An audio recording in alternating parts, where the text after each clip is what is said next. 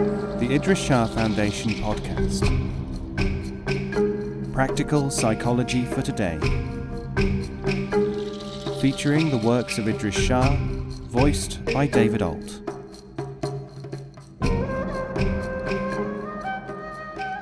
Welcome to the Idries Shah Foundation podcast.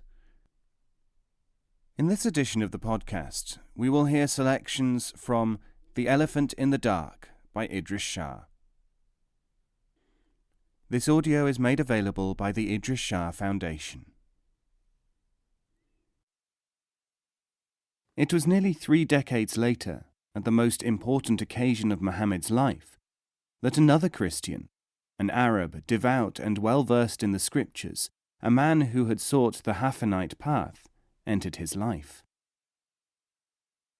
This was in the year AD 610, when Muhammad, in the cave on Mount Hira, received his first spiritual experience, and feared that he had gone mad or become, as he said, a poet. When the voice addressed him, he went to his wife in Mecca, trembling with fear, saying, "Woe is me, poet or possessed!" He had even thought of casting himself down from the high rocks to kill himself. Muhammad thought that people would never believe what he had to say, but she reminded him that he was of impeccable character and was known by the title of Al-Amin, the Truthful. She took her husband at once to her cousin, Waraqah, son of Nofal, the devout Christian, for his advice. Waraqah heard the account of the voice and what it had said, and cried out, "By the most holy God, if what thou hast said is true, this is the voice of the angel who appeared to Moses. Doubt me not, thy husband, Khadijah, is the prophet risen out of the tribe of the Quraysh." And he said to Muhammad, "Would that I were to be in the land of the living when thy kinsman sends thee into exile. Whoever brings what thou bringest falls victim to a most dastardly persecution." Shah Sardar Iqbal Ali, Muhammad the Prophet, London, Wright and Brown, 1st edition, 1932. The voice had said, preserved in the Quran, 74:1 and following, "O thou enwrapped in thy mantle, arise and warn." The interchange between Christians and Muslims, marked by the recognition of the overwhelming importance of the concept of submission to the will of God, has been continuously present for the past 14 centuries. One has only to read Evelyn Underhill, The Authority on Christian Mysticism, The Mystic Way, London 1913, to see how she constantly mentions Sufi psychology and its affinity in results with Christian devotion. Muhammad's words to Bahira at the age of 12 speak of his submission to God alone. Waraqah's welcome of him was based upon his repetition of the injunction of the angel to obey God. The Ethiopian king's acceptance of the Muslims was rooted in their account of their efforts to submit, to surrender to those principles which had been preached to them. The dialogue, which we characterize in the title of these discussions as an attempt to dialogue, starts before the proclamation of Islam, continues through the infancy of Islam and the period of the supremacy of the Muslims in the East, is to be found in the mutual respect during the Crusades, in Muslim Spain, where so very many Christian scholars, including at least one pope, Gerbert, studied, and it survived the colonist period from which we have just emerged. This Crusades aspect is, of course, abundantly covered in many books and is a matter of common knowledge. When Usman bin Muqid, a Syrian emir of the 12th century, visited Jerusalem during a period of truce in the Second Crusade, the Knights Templar, who had occupied the Masjid al-Aqsa, the farthest mosque near the Dome of the Rock, assigned to him a small chapel adjoining it for him to say his prayers in, and they strongly resented the interference on the part of a newly arrived crusader, who took this new departure in the direction of religious freedom in very bad part. Arnold Sir Thomas, quoting Guizot, Histoire de la civilisation en Europe, Paris, 1882. Gerbert, the Pope, was Sylvester II, AD 999. See Hitti, History of the Arabs. It is to be found both in the writings and speech of contemporary Muslim and Christian thinkers and of workers in these communities in the political, economic, scientific, and human fields. Contemporary Western thinkers do not disdain the possibility of understanding still to be developed from thinking, such as that of such great intellects and mystics as Al-Ghazali, of whom we shall have more to say later, in recognition of the common problems which face believers today.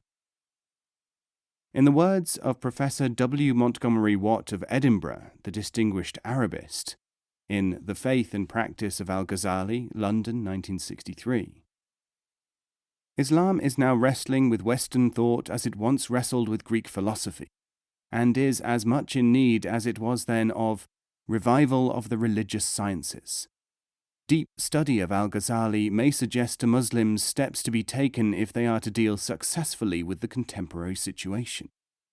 Christians, too, now that the world is a cultural melting pot, must be prepared to learn from Islam, and are unlikely to find a more sympathetic guide than Al-Ghazali.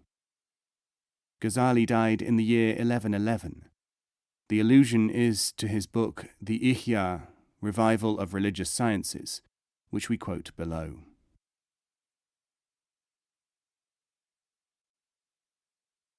Now I would like to pause to consider some of the ways in which Muslims think of Allah, God whom they worship and to whose will submission, surrender, is their goal.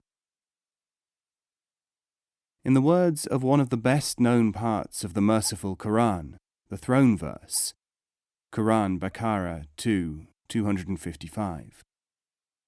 Allah, there is no deity but He, the living, the eternal being, no slumber overtakes Him, nor sleep. His is what is in the heavens and on earth. Who can intercede with Him except with His leave? He knows all that is before them and after them, and they have none of His knowledge except what He wills, and His throne extends over the heavens and the earth, and its protection is no burden to Him, and He is the Most High and the Most Great. Another of the most repeated passages is Surah 24, the Light, verse 35, known as the Light verse, which refers to God in the analogy of illumination, and which has been taken by many of the Muslim mystics such as Al-Ghazali in their attempt to teach the path of surrender to the will of Allah. God is the light of the heavens and of the earth. His light may be compared to a niche within which is a lamp, the lamp within a crystal like a star. It is lit from a blessed olive tree, neither of the east nor of the west. Its very oil would be well nigh luminous, though fire touched it not. Light upon light. Allah guides to His light whom He will. This is the text upon which Ghazali's celebrated treatise Mishkat an Anwar, The Niche of Lights, is based. These major texts are traditionally those which have been used for contemplation by Muslim mystics who follow the path of surrender.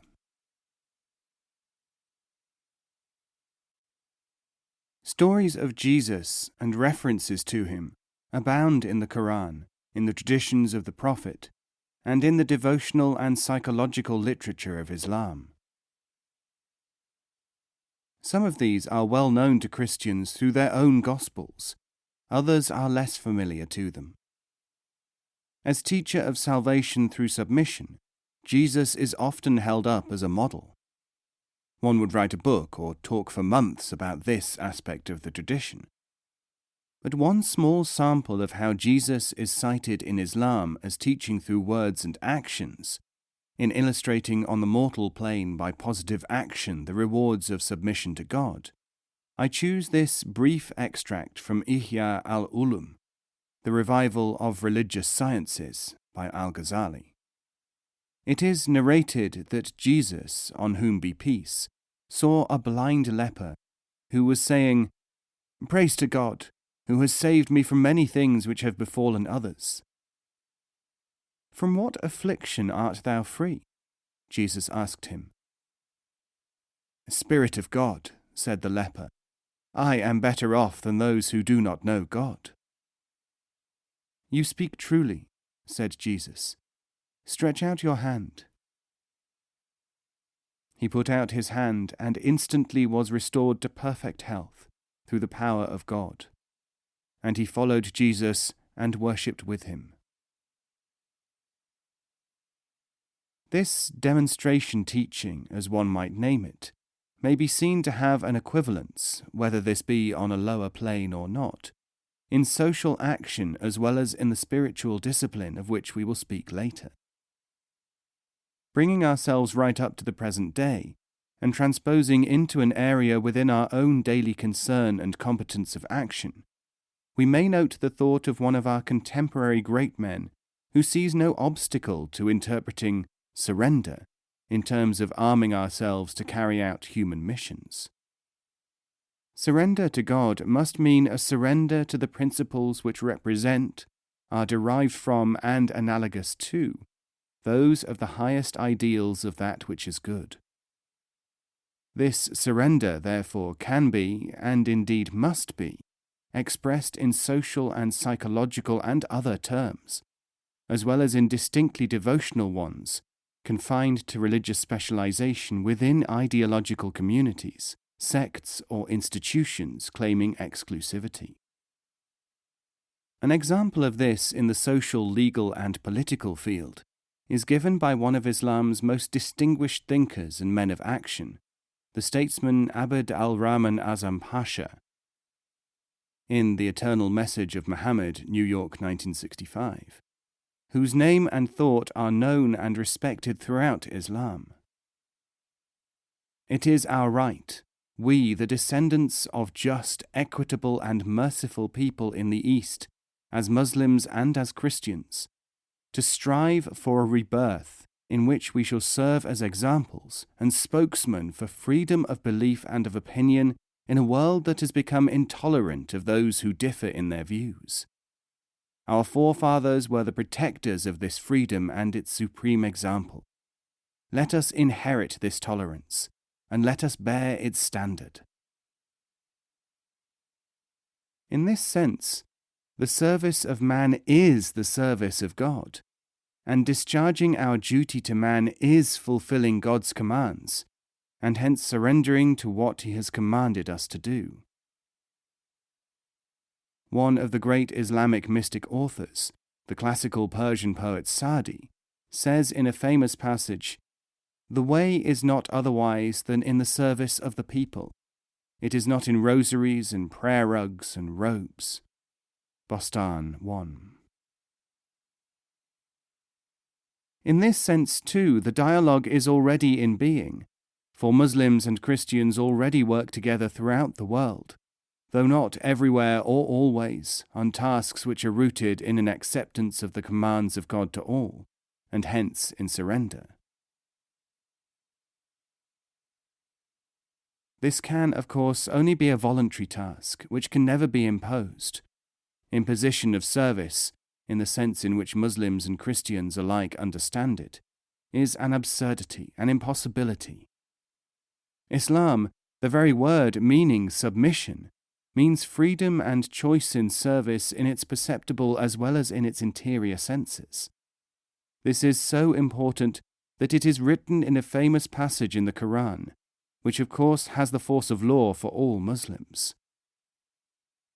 "Wilt thou compel man to become believers? No soul can believe but by the leave of God." And perhaps even more familiar, at least to Muslims, is the command, "Let there be no compulsion in religion."